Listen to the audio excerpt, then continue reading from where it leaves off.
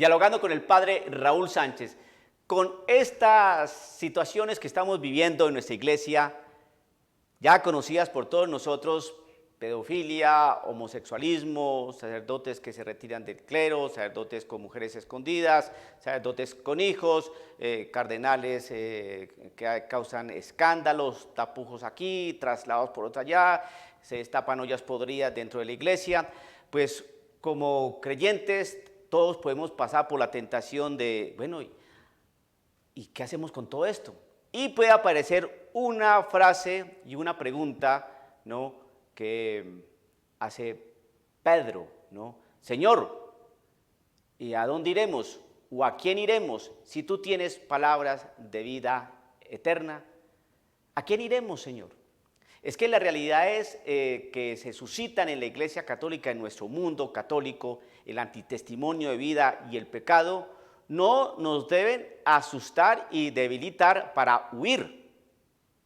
No, por el contrario, nos deben más bien armar para, en muchos aspectos de nuestra vida espiritual humana, con una serie de herramientas y armas, obviamente, que nos sirvan para asumir la realidad que estamos viendo. Señor, ¿a quién iremos si tú tienes palabras de vida eterna? Es decir, tu palabra, ¿dónde está?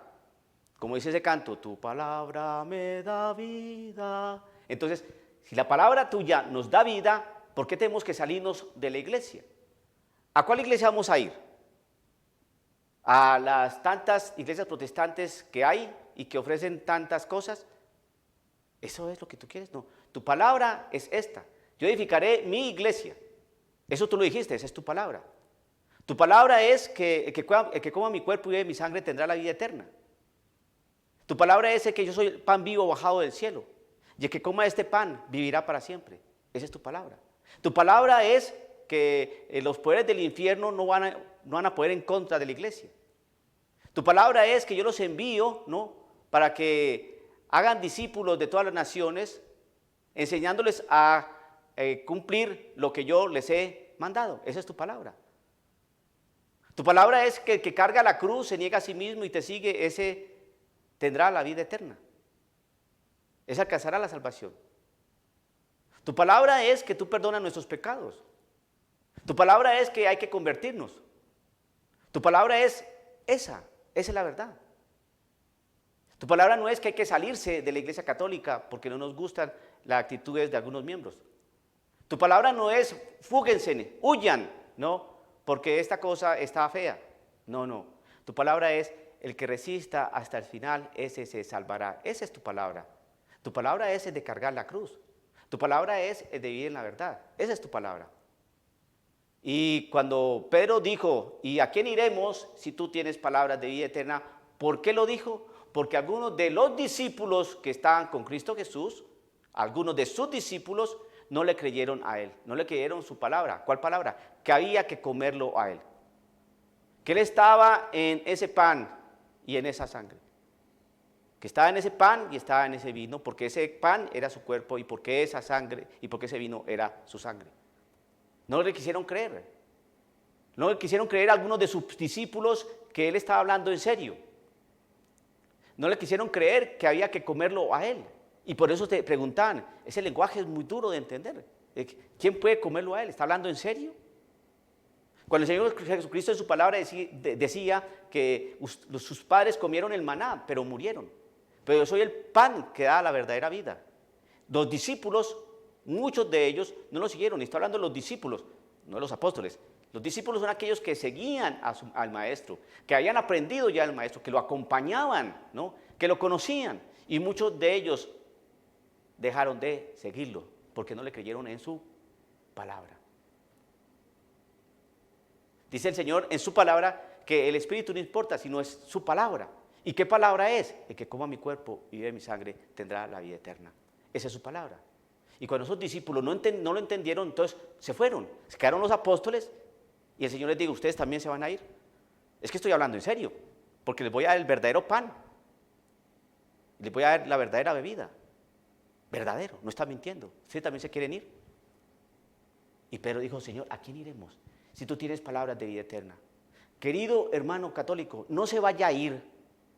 Para una iglesia protestante, donde le van a dar a usted un juguito de uva y un pedacito de pan, ¿no? Y para decirle que esa es la cena del Señor. Porque ahí no está Cristo Jesús.